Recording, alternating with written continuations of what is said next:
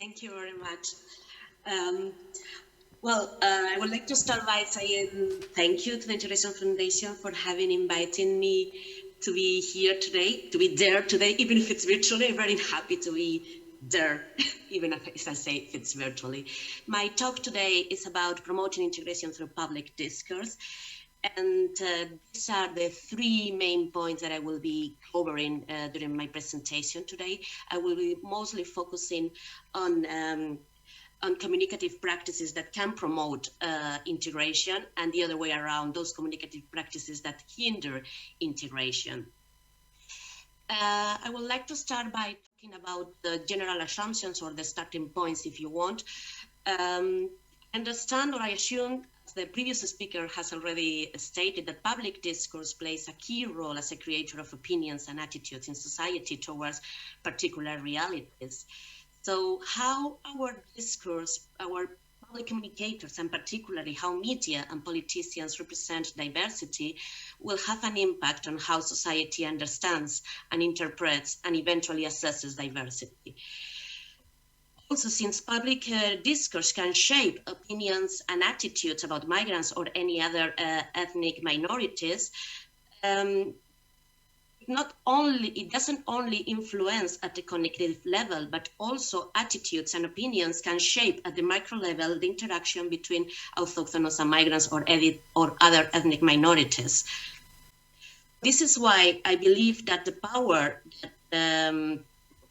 that those that have the power to produce and distribute public discourse have a great responsibility on the way they construct diversity through discourse, since these have an impact in how society interprets that.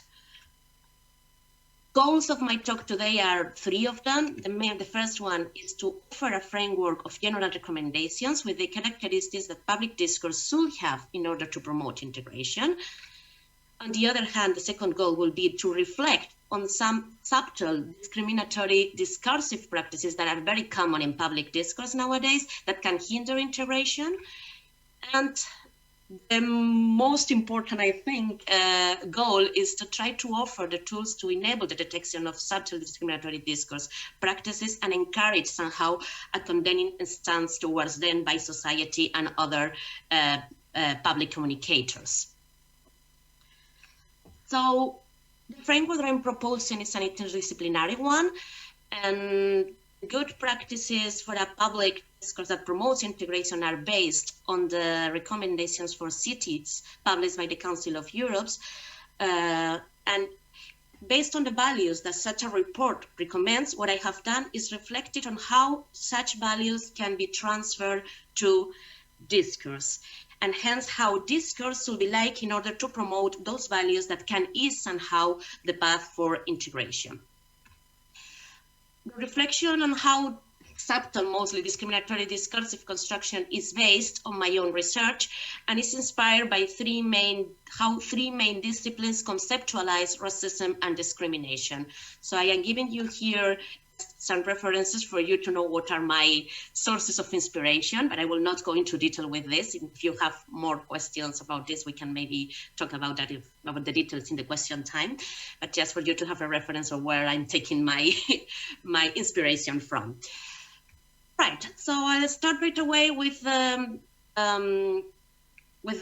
recommendations. I am proposing 10 recommendations, like very much policy oriented, as you can see, and it is based on values, as I said. So the first value I would like to mention is cohesion, and how can we promote cohesion through public discourse? Well, public discourse should be addressed the whole population by focusing on the interest of the whole population, and I will come back and give you more details of what I mean by this later on. The second value is equality, and in this sense, public discourse should focus on those characteristics that make people unite, and not on those that polarize a distinction between usually a positive us versus a usually negative them, so like dividing society in two groups.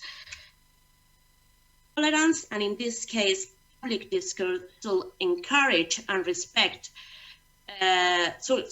encourage tolerance and respect towards everyone and promote the idea of a pluricultural citizenry.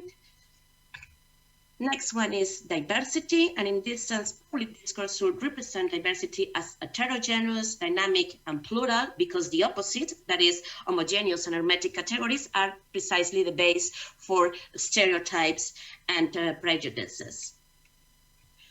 Next one is multiculturality, and in this sense, public discourse should assume and promote the idea of hybrid cultural identities as a reality in which several identities can coexist simultaneously in one person. Next one is opportunity, and here public discourse should promote the positive aspects of diversity, not only from the cultural point of view, but also from the social economic one, etc., etc. Interaction, and I think this is a very important one. Public discourse will encourage mutual understanding by avoiding the stereotype descriptions of people and present society as a group of people that interact to one another, not as a society that is divided in two sides and they have to interact, but rather it's a group of people that they should interact all together. Empathy. In this case, public discourse should show the reality of immigration and maybe the reasons behind a person moving to another country and the sacrifice that involves without victimizing. And the opportunities that ethnic, cultural, religious, and linguistic diversity brings to society to promote, as I said, an encourage understanding and social acceptance. Accommodation, and I think that is another key one. In this case, public communicators should understand first and portray then integration as a process of accommodation that affects the whole society. So hence discourse should be addressed to everyone to make clear that the effort of accommodation applies to everyone and is not just a one-way process of one of the sides that have to accommodate to the other.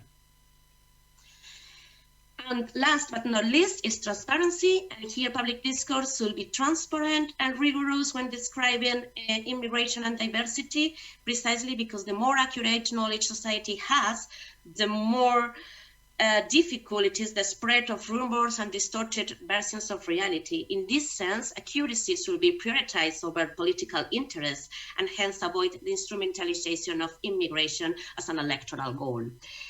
Precisely connected to this, unfortunately, we are used to listen to overt forms of discrimination in public discourse, especially coming from extreme right parties all over the world. But there are some other subtle ways of discrimination that are used by mainstream political parties and media that have become so much natural and we are so much used to listen to them that have become normalized. And it is my goal here to reflect and talk about these subtle discriminatory strategies, precisely because as important as promoting a discourse that can promote integration is also to be able to detect those subtle discriminatory constructions in discourse as a first step to being able to later denounce it or adopt the condemning attitude towards it. So the second part of my talk will be focusing on these subtle discriminatory public discourse strategies, and I will talk about 4 main strategies that I have ordered for the sake of understanding from less subtle to more subtle. And I will be talking about all these different points and how these strategies can be identified and detected in discourse. So we'll start with the first one, highlighting.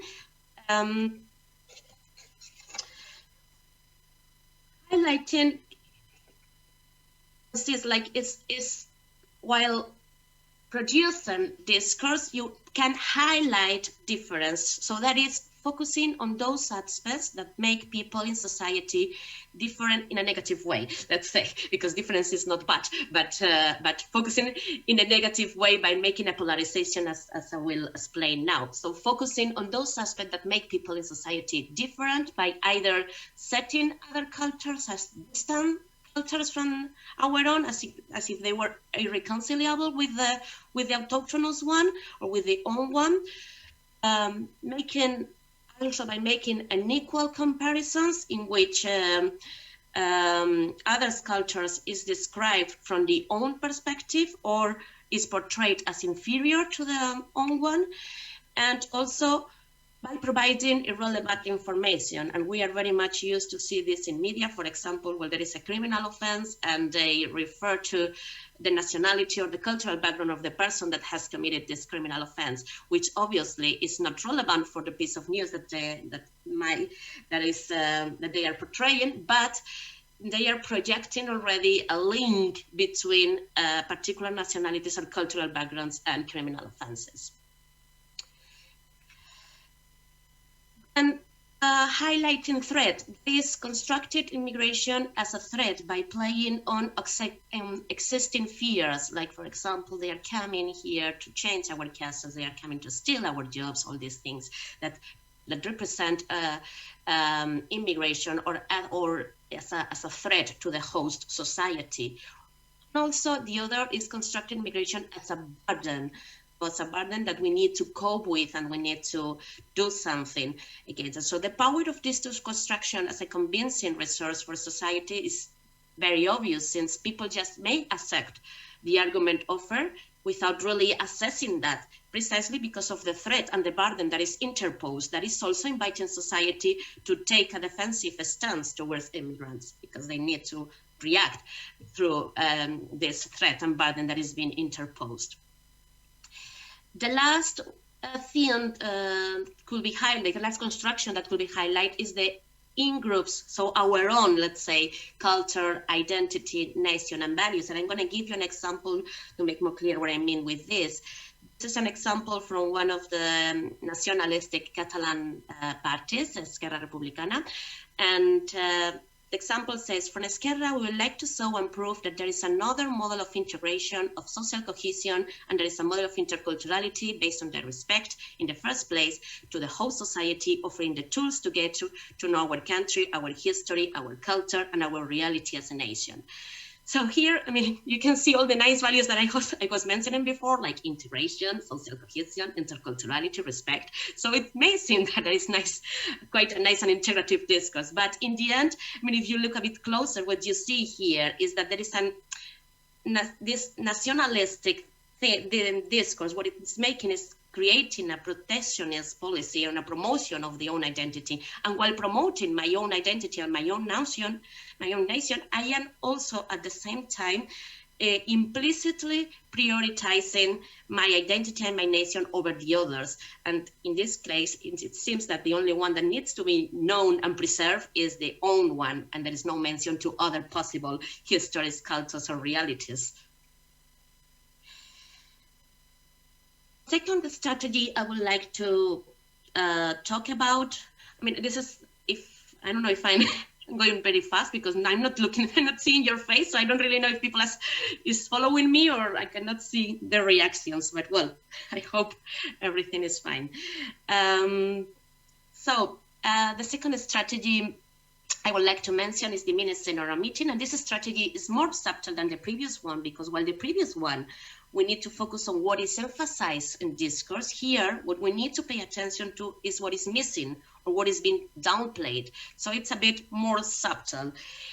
One thing that is usually done is like diminishing or omitting the in-groups negative aspects, so our own negative aspects. And one way of doing that is very common in public discourse is by using nominalizations and passivizations. That is, nominalization is turning the main verb into a noun, and passivizations is turning an active sentence into a passive sentence. Precisely because these two ways are two ways of hiding the person that is doing the action. Let me show you two examples to explain a bit more what I mean.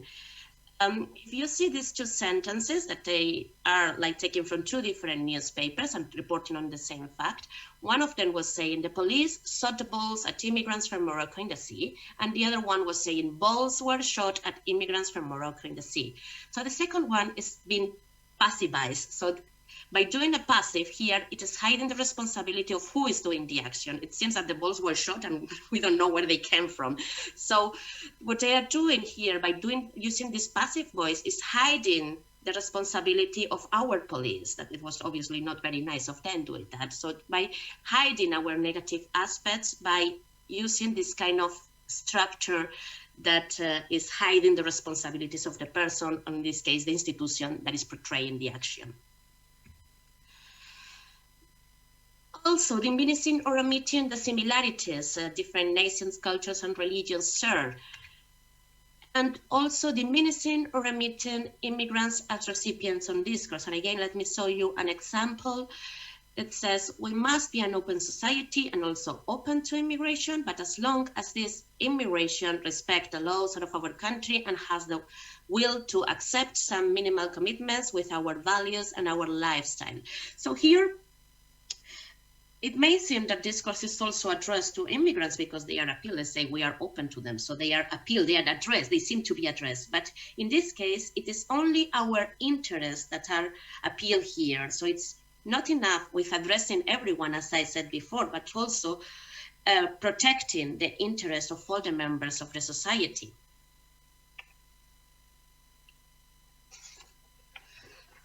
The third strategy I would like to talk about is homogenizing and degrading. And the main way of homogenizing the others is by using generics. So a generics is when a concrete conflicted situation is presented as being typical and representative of the whole attitude or behavior of a particular social group.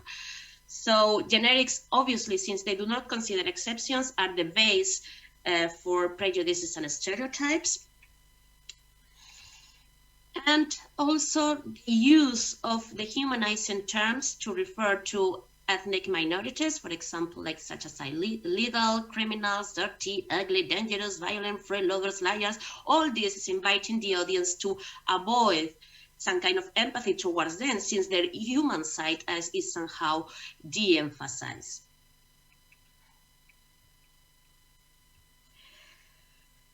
Last strategy I would like to talk about is normalization, and this is the most subtle of the discriminatory discourse of strategies in public discourse, precisely because it involves a process by which particular discriminatory constructions have been reproduced so much in discourse that they have become normal and usual. So we are used to them and we don't assess them anymore.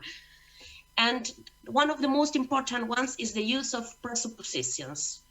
Presuppositions are propositions that are not stated in discourse, but they are presented as already known and can be traced through discourse and context. Obviously, presuppositions are necessary for communication, and they don't normally form any kind of discrimination. For example, here I'm talking about integration and diversity, and I take for granted, I presuppose that you know what is integration and what is diversity, so I don't need to define that. So a presupposition is, as I said, necessary for communication.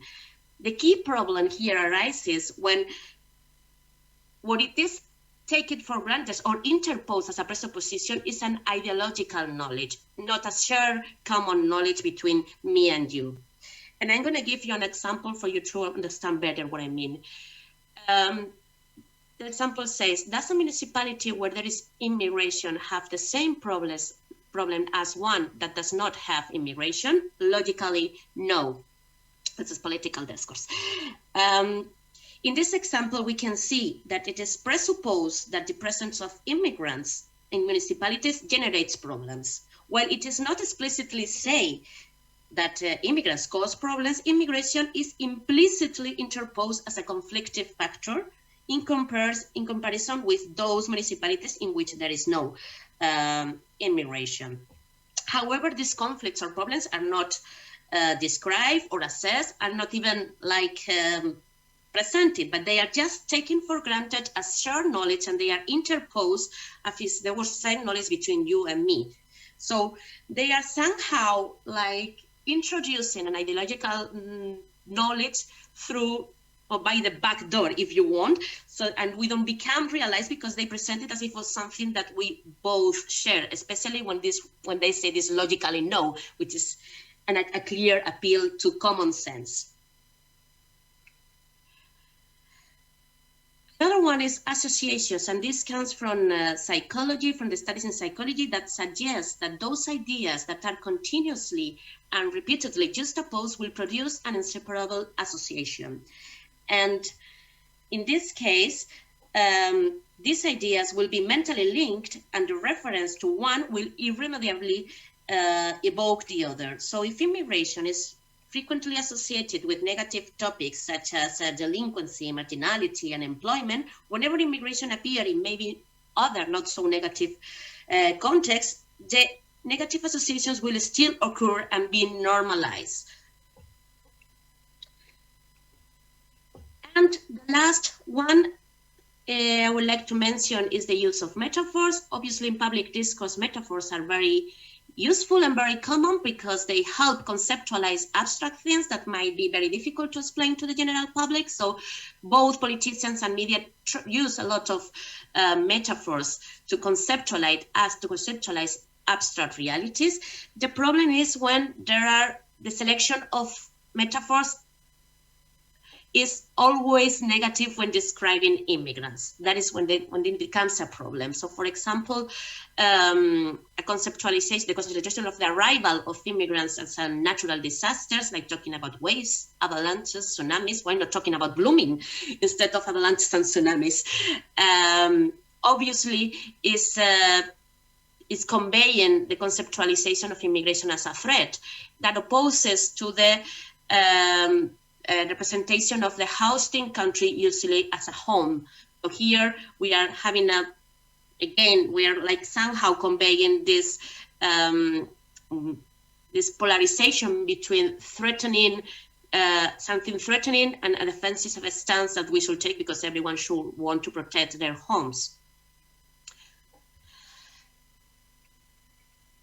So what I've tried to do here, I have tried to suggest recommendations for constructing a public discourse that can promote integration. Obviously, in politics, such discourse will be also accompanied by policies and measures in accordance with this discourse, because otherwise it doesn't work. Have tried to offer a first systematic approach to make explicit recurrent subtle discriminatory constructions appear in public discourse when talking about diversity, and try to offer a tool that can help society to easily detect those subtle constructions of discriminatory public discourse, precisely because such a detection is the first necessary step to later be able to condemn discriminatory public discourse.